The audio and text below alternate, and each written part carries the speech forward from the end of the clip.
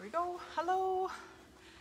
Hi everybody. We'll just give you a couple minutes to sign on, and while you do that, if you're new here, then welcome. My name's Lindsay. This is Jess. We're here every Tuesday at 7:30. We're answering questions that were sent in by you guys. If you get disconnected, the best thing to do is to try refreshing. If we get disconnected, we will let you know and we'll try to get back on as quickly as we can.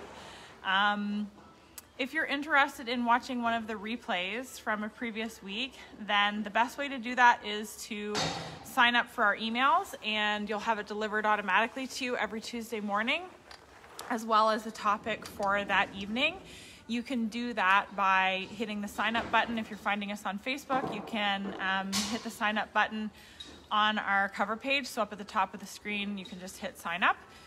You can find that link on our website. If you're finding us on Instagram, you can find it in the link in our bio. And that gives you all the updates. That gives you the replay, that gives you the topic for the evening, anything that's new in Momentum, any upcoming events that we have. There's a featured tag item for the week, all kinds of stuff. That is the best place to be. That's also the best place to submit a question or a topic. If you have something that you would like to submit, you can also send it in to us just by sending us an email at hayescofelph@gmail.com. Tonight we are talking about showing in multiple disciplines, and the question was, will it ruin my reining if I want to show in wrench riding classes as well? So we're going to talk about that in just a second. We'll just let a few people jump on. It looks like you guys are finding us. I see Joy and Kim and Pat. Hi guys. Before we start, I just want to do a couple shout outs. Some of you have seen some of the saddles that we have had, and if you watched last week, we went through some of the custom options on some of the stock saddles that we have, because we just got our first shipment of Bob's Custom Saddles in, and wanted to shout out to the people who have either bought saddles or custom breast collars or head stalls. So that's to Sally and Kim and Sarah, Elise, Nancy, and Ruth. Thank you for choosing to make that purchase through us and letting us help you with all of the designs and custom options and all of those things. We just wanted to say a special shout out to you guys and thank you for trusting us to do that for you.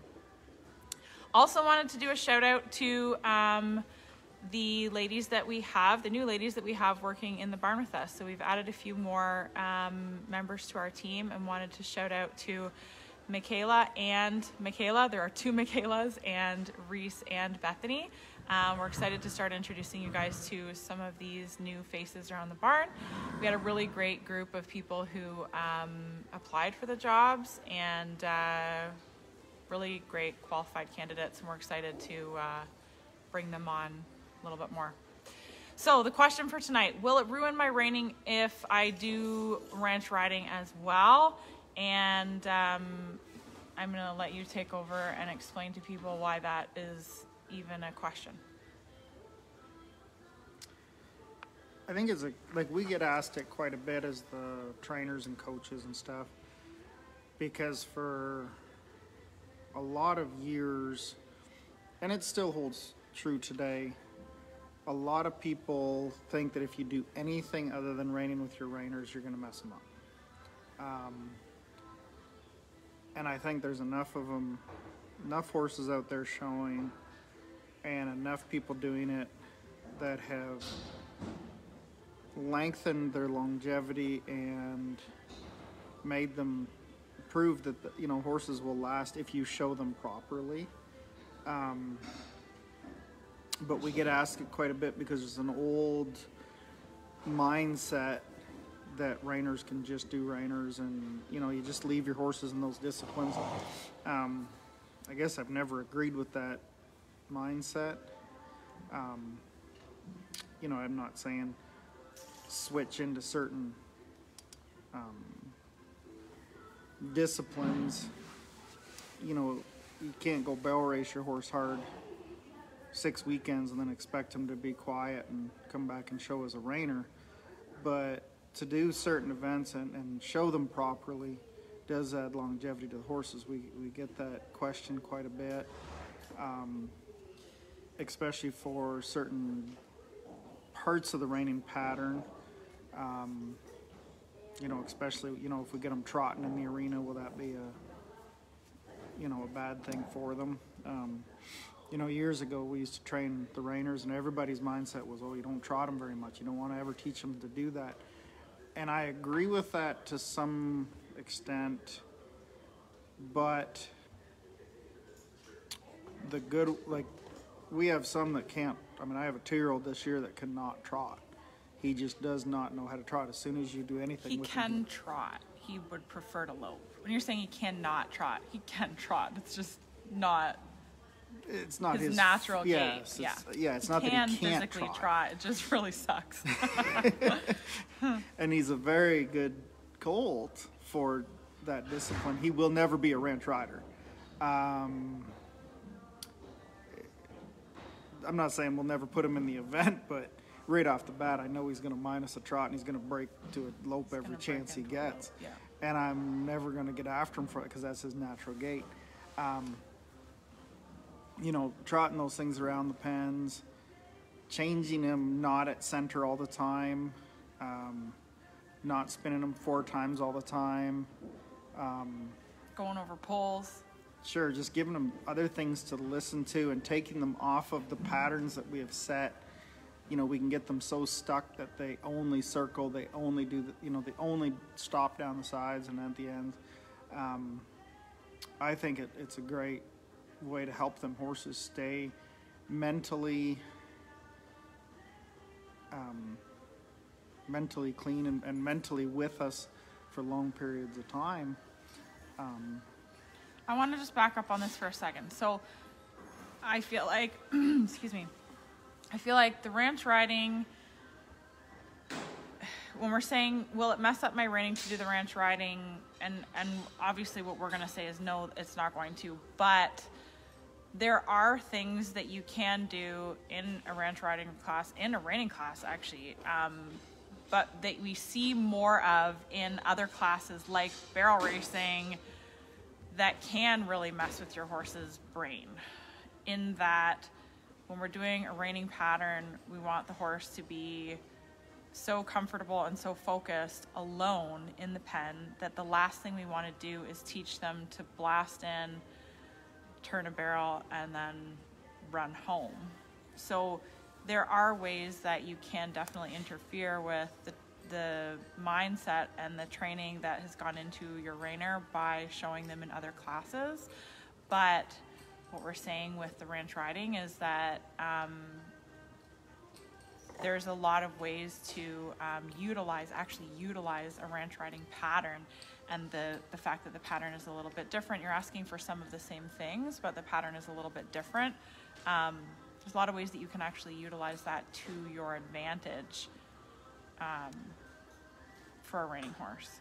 Does that make sense? You can wreck them by showing them in other classes, but the ranch riding, as long as you're being strategic about it, is not one of them. And there's ranch. You know what I'm saying? Horsemanship classes. Yep. Different event. I've said to customers Pleasure for years, class. go into different, go in and do different events. It's good for them. If you ride it properly, it will help you in every event. And if you do it improperly, it doesn't matter. Even if you're in a reining pattern, if you do it improperly, you're hurting your reining horse anyways. So it doesn't matter. But doing it properly, do all those events, and it will help. I think the greatest advantage to it is that we take those horses in, the reiners, and we put them into an event where we have to really steer them. In the reiners, yes, we have to steer them. They have to be steered real well, but horses can get pretty patterned on them circles. We slow them down. They think they have to go smaller. They go big. They go faster. They learn there's a certain pattern to it. As we're in the ranch riding, now they have a huge amount of patterns too. And it's helter-skelter. It's And it's not mirrored. turn Yeah, right. it's not There's mirrored no like a reining pattern. It's symmetrical. all over the place. Yeah.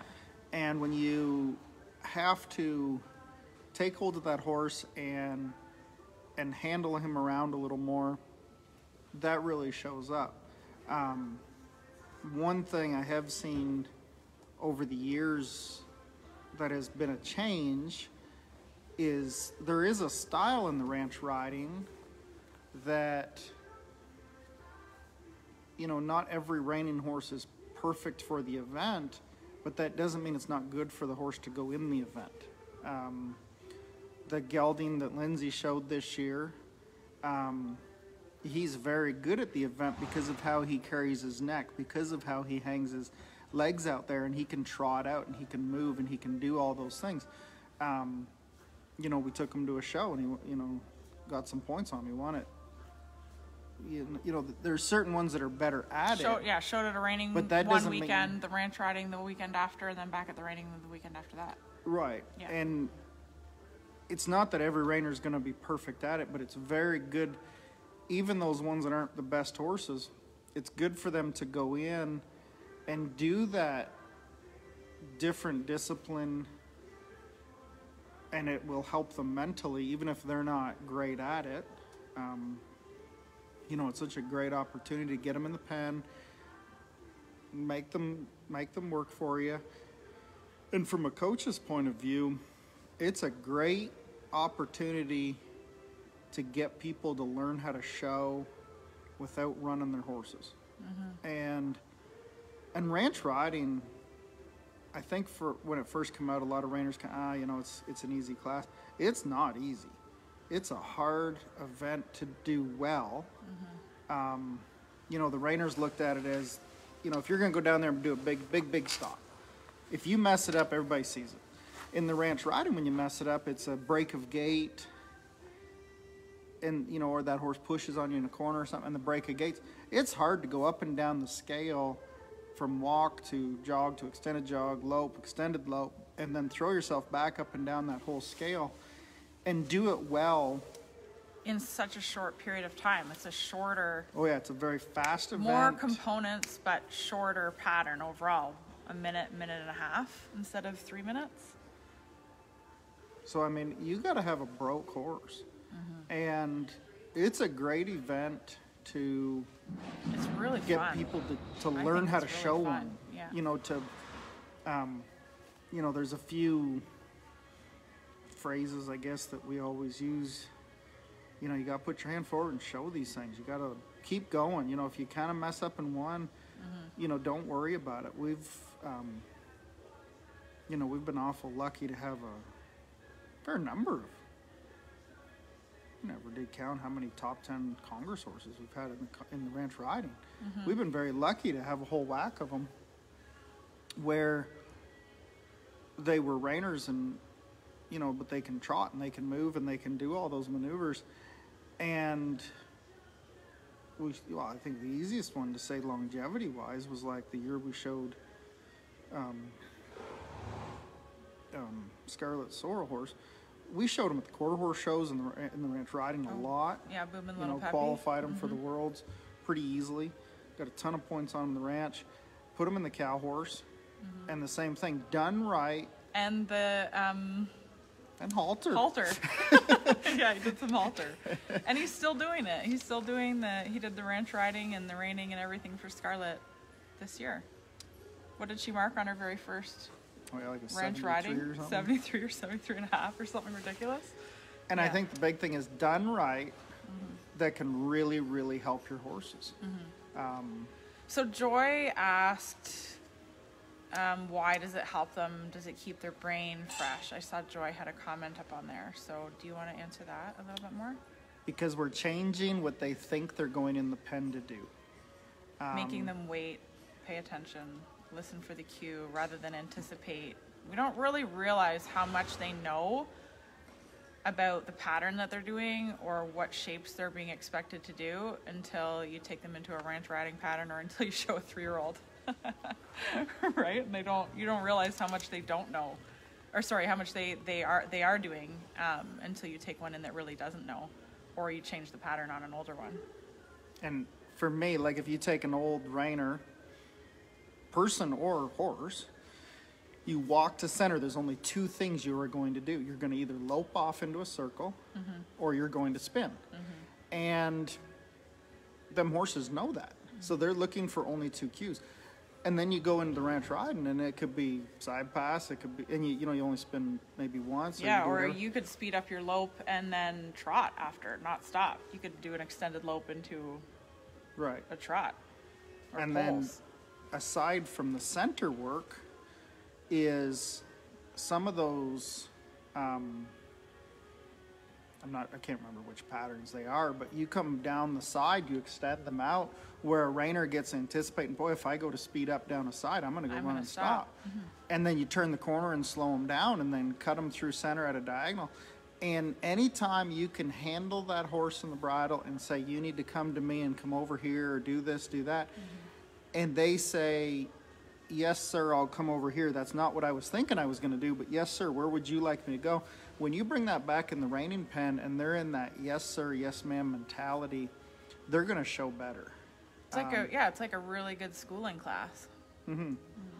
And you can use it as a schooling class, but I'll tell you what, anymore, that's gotten, what'd they say, there was 200 and some entries at the Florida show this year? I forget it was mid 200s. I forget what it was. You know, don't kid yourself. This isn't an easy class. The World Show just ran. You know, the ones that want to do it hard, you know, they're good horses and they're they're out there to show. But especially when we have a ranch riding at a reining show, what a perfect opportunity to take a horse in that's run some different patterns and change it up a little bit. You know, let's say one of them old horses has showed, you know, 30, 40 times. They've never once had to go from a lope to a walk. And from the coach's point of view, it's really neat to sit on the sidelines when they do that. And you see that horse kind of go, hey, I'm not supposed to be walking. This isn't part of my gig. And then you just kind of see their eyes just kind of mellow out and they really soften up. And the good ones, it helps them horses a lot. Keep them going, maintaining a better attitude because they don't think they know what's going on. They're listening to us to tell them what to do. And I think that's so important in all the events that we do here. It's always about wait for us. You know, we understand there's what's going to happen. We all know that we're going to spin at center. We all know we're going to go change leads here or stop or whatever. So the more times that we can say, wait a second, you wait for me to say that because I might not choose to, that horse is going to show way better. And anticipation has been a horrible problem for reiners for many years. You know, from the trainer and the coach, when somebody says this thing's gonna make a great reiner, he's already thinking ahead of me. He knows what he wants to do. I back away from that one and go, that's not a reiner. That's not what we want. That's not a good horse. So the more times we can take that horse and say, but you wait for me. You're worried about where to go. You wait for me. And ranch is a great thing to get them to do that. And yet, when you show ranch, like when you trot them out hard. You push them out. And that's a neat thing when you see their brain just kind of cool. This is something different. And a lot of horses like it. What would you say to somebody who's concerned about, so in a ranch riding pattern, there's a bunch of trot. What would you say to somebody who's concerned about getting trot penalties in their reining class after being in a ranch riding class? Then you're not with your horse enough anyways. If that's a concern of yours, it's a thought that shouldn't be there, because when you come down into like your main trots are going to be in your small or your big fast to small slow changes, you should be loping with your hips anyways. It's a fixable problem right off the bat. We hear that all the time, and it's just never been an issue. When you hit your small slow, you have a cue to break them to a small slow, and you have a cue to break them to a trot. They're completely different. And what would you say to people who are like, oh, great, I can do a simple change instead of a flying change in a ranch riding pattern? I have to ask. Somebody asked this. I have to ask. I know what you're going to say, but I have to ask these questions. Don't do it. That is allowable in the rule book. Yeah. And the thing I tell most customers is by the time you have them broke enough to go show, they will change leads. Suck it up, buttercup, and go do it. If you're going to go in there on one that can't change leads, you're going to get beat by the ones that do. There's no two ways about it. It's harder. I think it's harder to do a good simple change than it is a flying change. And I think that's something like a that's simple not change is understood. actually really hard. People think it's an easy way out, but it's actually not. Right. And I think that's what everybody thinks is, oh, I just break down. You got to catch that stride so quick. Mm-hmm. It's a tough gig. And you don't want your horse to think that they can break down to change. You want them doing flying changes. If they do flying changes, you want them doing flying changes. I'm a big one on make them do a correct lead change. If you work at it, get them done. Okay. What do you think about people when they do simple lead changes? I think if at all possible, do a flying lead change. Don't look at it like, oh, goody, I can make it easier by doing a simple change, because doing a good simple change is actually really hard. That being said, we have done simple changes sometimes with clients who are having a really hard time or feeling uncomfortable with their flying lead change. And we've, I don't even know if you said, yeah, okay, do it. But I said, yeah, okay, if that's what's going to take to get you in the pen to go do the pattern, do a simple change this time, one time, maybe 2 times. And then let's try to get your changes. Let's same in the green bust Reiner. our butt. Yeah, in the green Reiner, in the youth green is grass or whatever. What do they call it? The youth rookie or youth, whatever it is. But don't use it as an easy out. But don't use it as an easy out. If you can do a change, do a change. If you cannot do a change yet, work on it. If you have to do a simple one just to get through the pen and get some experience and stuff, then yeah, okay, but let's keep working on it. Mm-hmm. I think, so my answer would have been a little bit different to the question about the trot. If you're worried about a trot penalty in your reining after doing trot in your ranch riding pattern, I think, yeah, it doesn't, I agree with you that it doesn't show up the same way people think it's going to. Like, oh, because I let them trot in the pen for the ranch riding, now they're going to try to trot in the pen for the reining. It doesn't really work that way, but I do think it's important, mostly because for a lot of reiners, they haven't been taught to trot and they haven't practiced and developed clear cues for the trot. I think that's the really important thing to focus on before going into a ranch riding class, is having a really clear cue for your horse what it means to trot, so that they don't lope. It's actually the other way around, where it's like they're going to try to lope off in your ranch riding pattern. You have to make sure that you have a really clear verbal cue, body position, whatever it is for your trot, so that they know what is expected of them. Then when you go into your reining, it's no big deal. Yeah, you definitely need to have, like, for me especially, because I know I don't work on the trot unless somebody tells me they want to do ranch riding a lot. I do. I love trotting. I know you do. I love a long trot. I definitely don't work on it as much as you do. Mm-hmm. No, you don't. And so the one thing that I do on my horses is I make sure, like, if I want to go from a big fast to a small slow, I stay sitting in the saddle and drive them hocks underneath and keep them going. And when I go to trot, I teach them horses, I go right over top of the horns. I sit right up on them. Stand up. And I make it very deliberate, where there's no second guessing what those cues mean. That is a very deliberate, that's a trot cue.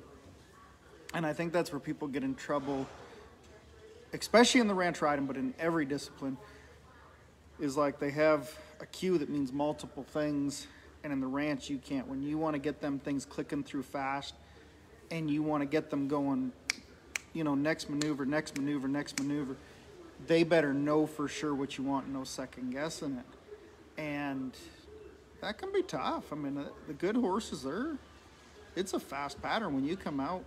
I mean, my little brain, it's hard on me because the reining, we have lots of time. We do 3 circles each way. We got time to think what's coming up. In the ranch, you got about 20 feet, and there's going to be something else happen. Boom, boom, boom. And, you know, you better have a clear cue for everything you want to hit into that horse, you know, and get them that way. And for sure, when I know I'm going to show one in the ranch, I know for me personally, I have to really go work on my jog.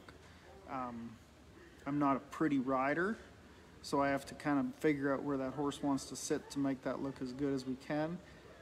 And I'm not good in rhythm as much as my wife is. So I have to just make sure they're so black and white that is my cue. And there's where they don't mess up when they go to show. If I'm sitting in that saddle, my hips underneath me, I know where them hocks are going, and they're staying in that loping. When I slow them down, they're staying in that loping position. And then if I were to stand up into that 2-point position, thank you, welcome, then I know they're going into a trot. Yeah. Somebody on here asked about chinks. No, Yes, you do not have to wear chinks. I So wear Joyce regular said, show do you have pads. to wear chinks? No, you don't have to. Regular show chaps, perfectly fine. I use my same chaps for both. Chinks have kind of become a Chinks are sour ranchy. spot for me. Is that what you say? Chinks are ranchy. Ugly chinks are horrible. And there is more than one young lady that used to ride, or I guess still rides with me, but it hasn't been showing lately. And yes, they're your chinks that are ugly, and she knows it. You're calling her out live on the internet. Yes, I am. Well, it isn't like I haven't called her out in person. No. You still gotta look like you're showing a horse. You can't Yahoo.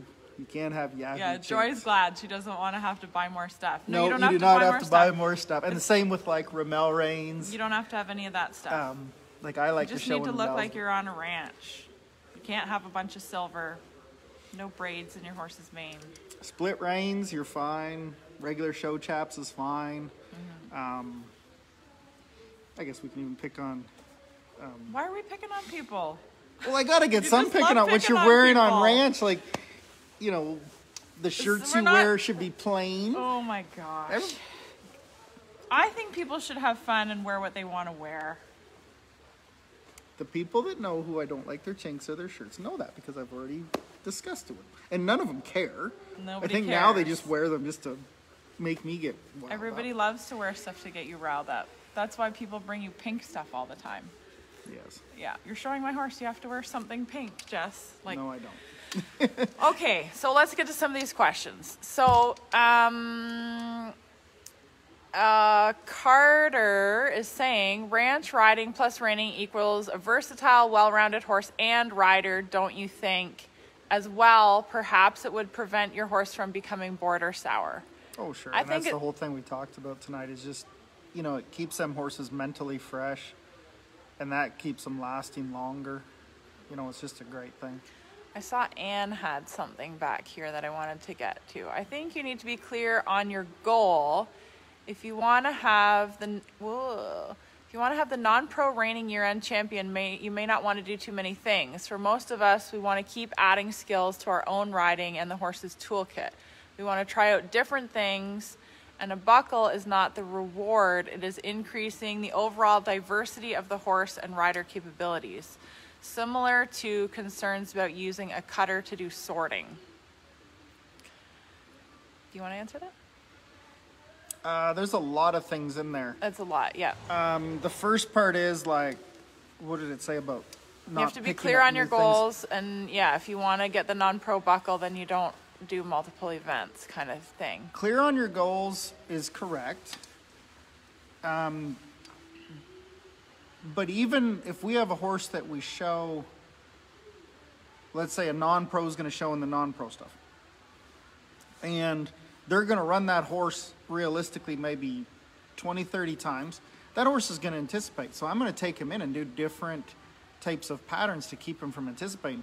Ranch riding is a great one to do that. So this is a non-pro, like you're talking like a limited, an intermediate, or a non-pro. We're not talking like a greenness grass rider or somebody doing the reining for the first time necessarily. Right. I think do they think don't it's a have lot to for worry about. Go ahead. Somebody who's a green, I feel like I agree with Anne where it comes to you have to be clear on what your goal is. If your goal is to start showing in the reining, for some riders and some riders really, I don't think it's too hard on the horses, but for some riders it's too much to try to learn 2 different types of patterns and to put everything together all in 1 year and show in multiple classes. I think in that case, you want to kind of focus on one, get a handle on one before you add the other one in. For a non-pro, a limited, an intermediate, or like a non-pro rider at a reining show, I actually think it probably would be a good thing to do a ranch riding class for the reasons you said. It will keep them fresh. And a non-pro horse has probably been through the pen a whole bunch of times, so it'll probably be the best thing for them to keep them fresh, to help you out with winning your buckle.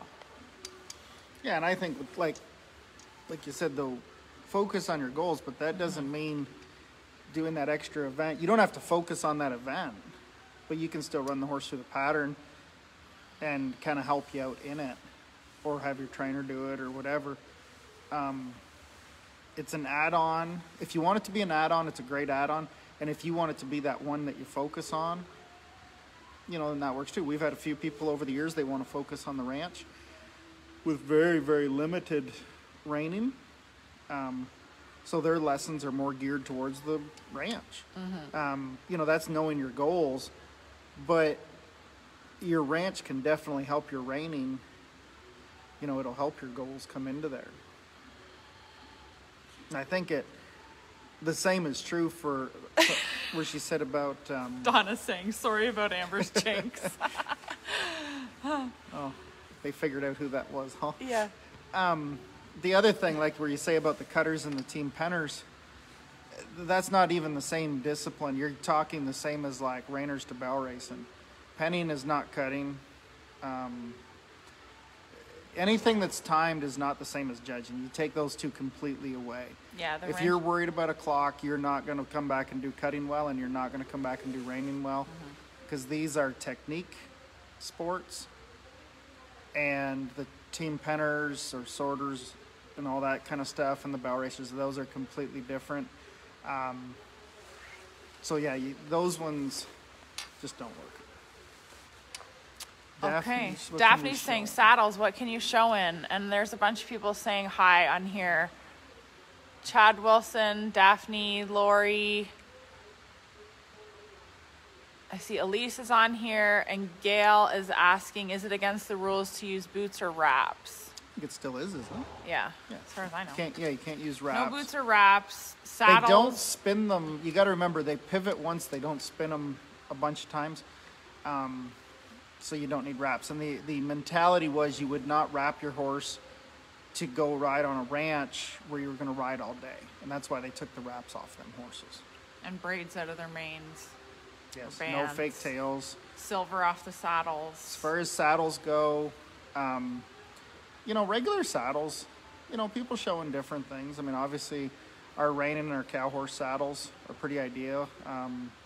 Now a bunch of companies are coming out with true, what they're calling ranch riding saddles, but they're all kind of that same, balanced in the seat type of saddle.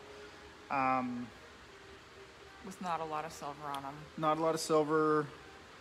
You can have a rope hanging on your horn. You can hold your horn. There's a few different that are rules. a little different. For me, the biggest one that we have to explain to people is, yes, holding the horn is acceptable.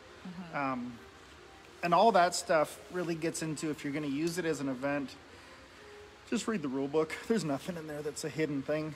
Of course, I'm a big one on that for any event. Know your rules, and then you're more comfortable going in.